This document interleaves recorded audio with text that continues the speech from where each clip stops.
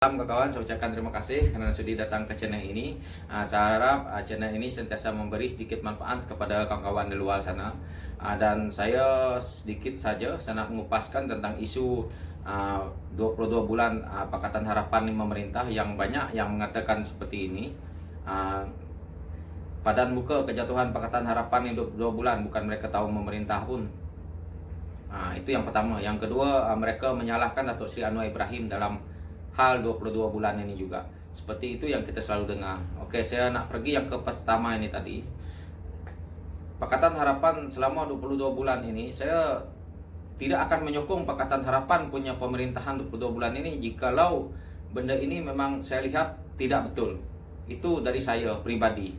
Tetapi apa yang saya nak katakan di sini, karena saya menyokong apa yang Pakatan Harapan ini buat, karena dalam 22 bulan ini mereka bertungkus lumus memperbetulkan benda yang sudah jauh menyimpang daripada sepatutnya yang ada di kerajaan kita Malaysia.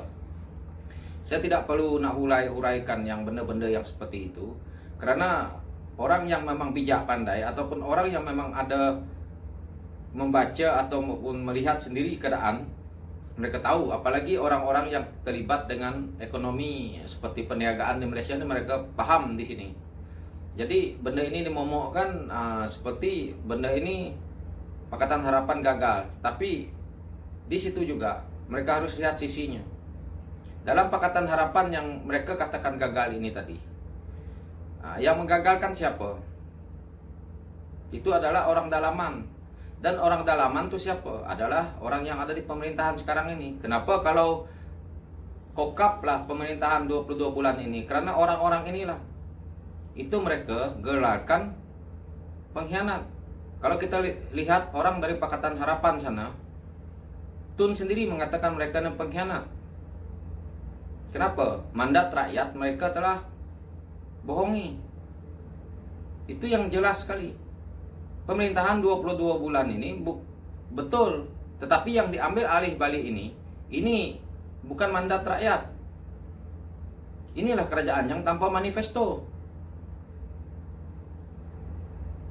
Manifesto itu penting untuk sesebuah kerajaan, walaupun dia nak gagal atau tidak.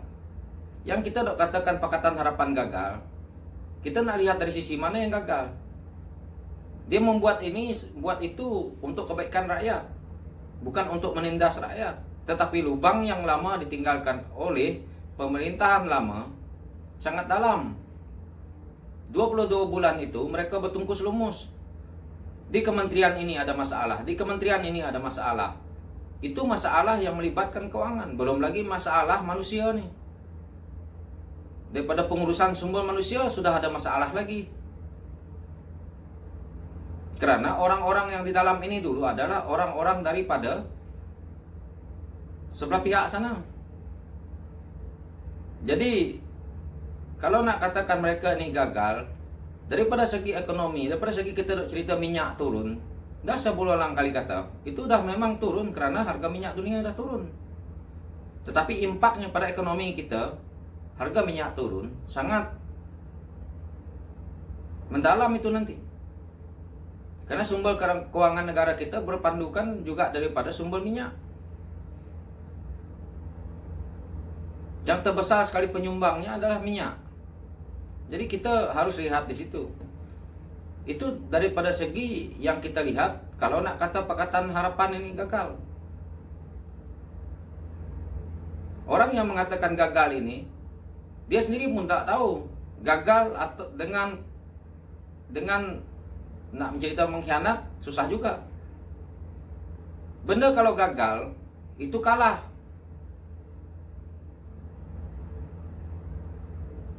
Kenapa saya kata dia pergi ke kalah? Karena mereka sepatutnya 5 tahun mandat yang dibagi oleh rakyat.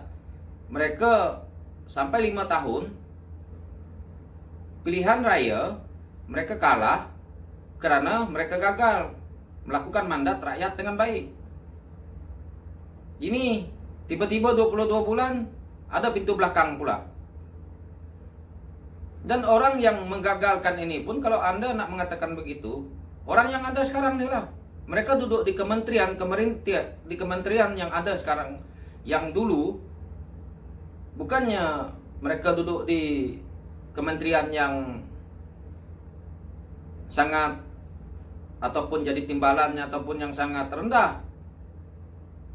Mereka adalah duduk sebagai menteri kanan semua tuh, kebanyakannya. Dan apa yang berlaku hari ini, umpama photostat saja. Masih orang yang sama, cuma tukar kementerian, tapi sebagai menteri kanan lagi.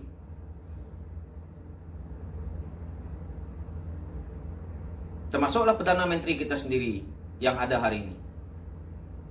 Jadi benda ini berkisahnya seperti itu.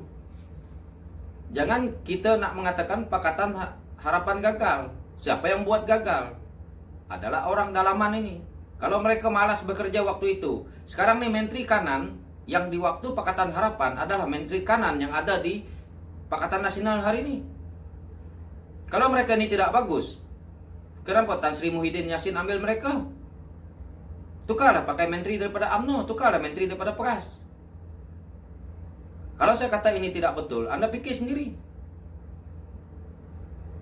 Ambil daripada UMNO. Ramai yang punya pengalaman lagi bagus. Kenapa masih ambil daripada serpihan yang mereka keluar daripada Pakatan Harapan ini kemarin? Kenapa tidak pakai menteri UMNO itu semua? Boleh pakai daripada Pakatan Harapan, ambil 2 orang atau 3 orang saja. Itu soalan mudah yang Anda berpusing-pusing untuk nak memutabelitkan alam, untuk nak memenangkan sendiri sebenarnya. Itu hakikatnya yang kita nak lihat. Kalau salah apa yang saya katakan nih, Anda kaji sendiri. Itu part yang di situ. Oke, saya pergi part kepada Datuk Seri Anwar Ibrahim. Datuk Seri Anwar Ibrahim memang dia menang, dia keluar penjara. Oke, saya cerita sebelum dia keluar penjara, Pakatan Harapan ini menang pilihan raya PIU ke-14. Dia dalam penjara. Mau cerita manifesto, kamu cerita apa, cerita ini kah? Dia dalam penjara. Setelah kemenangan Pakatan Harapan, dia keluar. Setelah dia keluar, dia pun tidak buat apa-apa. Tak ada sedikit pun jawatan dalam kerajaan kita nih. Jadi bila dia keluar, buat pilihan raya kecil di Port Dickson ini, dia menang. Dia pun tidak mau jawatan apa-apa. Dia pun sendiri pernah berkata, Tun sampai nak jadikan dia senator daripada duduk saja tak ada buat kerja apa. Nak bagi jawatan, dia pun tidak mau.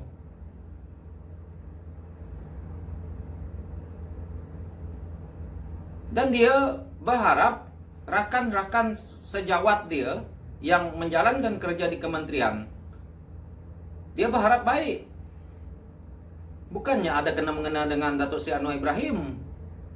Kenapa kita nak menyalahkan dia dalam isu ini? Itu yang kita selalu lihat, yang mereka momok-momokkan.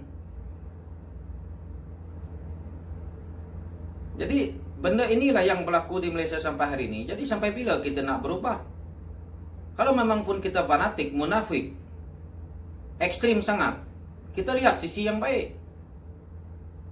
Kalau nak lihatkan sisi benda ni yang salah, pun kita nak katakan betul, ya hancurlah negara kita tak lama lagi.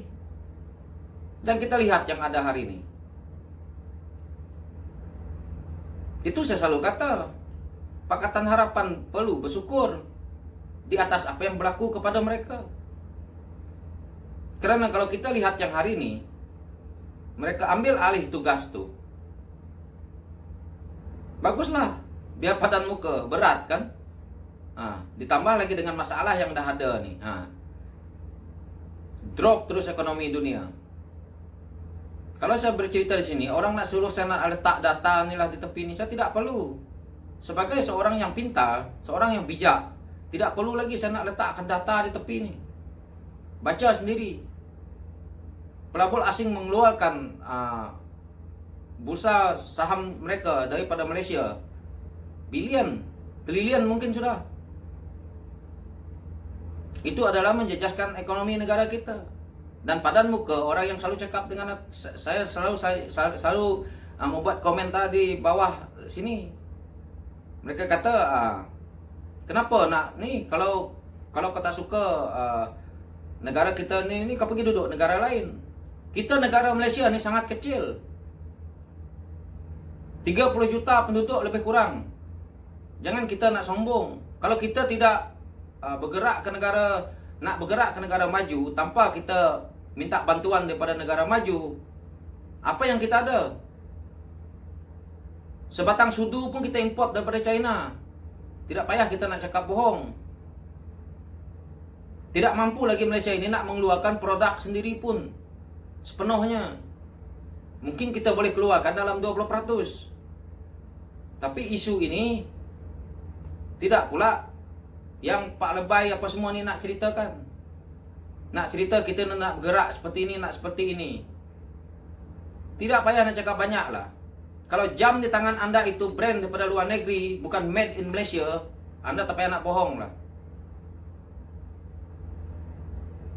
Kereta yang anda pakai pun kalau bukan daripada keluaran negara sendiri, jangan nak cerita sembang nak membodohkan rakyat. Telefon yang anda pakai pun bukan made in Malaysia. Pakailah telefon made in Malaysia. Kalau dah hebat sangat, nak cerita sangat pasal kita nak seperti ini, nak seperti ini, belum cukup kuat kita. Ini kalau kita nak cerita dengan yang di sebelah sana tu, Pak Lebay anda tu pakai telefon iPhone bukannya 11 lagi, mungkin 20 punya model. Nak cerita lagi, mengaburi mata rakyat saja kerja mereka. Lepas tu menghasut orang di bawah. Itulah kerja mereka. Oke, sekian dari saya, terima kasih. Itulah luahan hati saya. Kalau kawan-kawan nak tahu, kalau nak kata betul lah. Kalau kata nak bangkang pun saya tidak masalah, karena hak saya juga. Tapi itu hakikat yang kita perlu terima. Oke kawan-kawan, saya harap kawan-kawan di luar sana paham apa yang maksud dan tersirat yang saya sampaikan di sini. Oke, salam.